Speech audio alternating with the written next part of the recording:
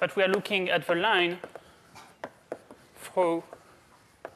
So to specify a line in space, I can do that by giving you 2 points on the line, or by giving you a point and a vector parallel to the line, for example.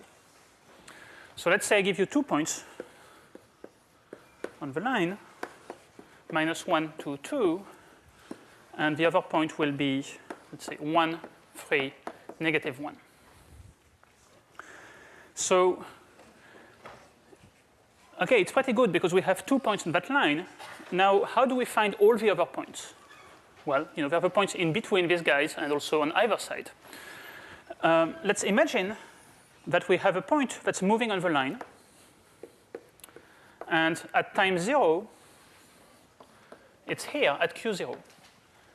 And in a unit time, I'm not telling you what the unit is. It could be a second, could be an hour, could be a year.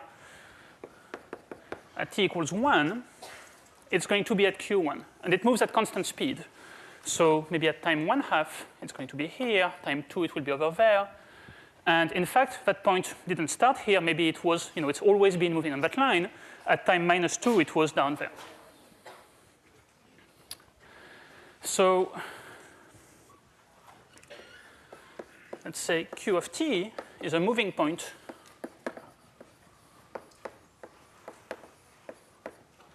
and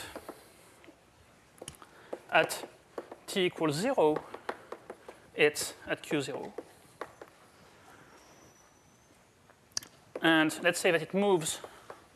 Well, we could make it move in any way we want, but probably the easiest to find. So our goal is going to find formulas for the position of this moving point in terms of t.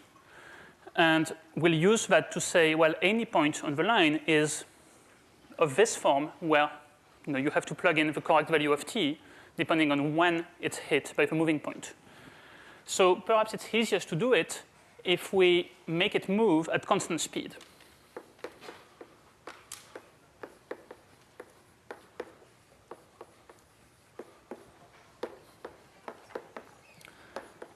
On the line. And that speed is chosen so that at time 1, it's at q1.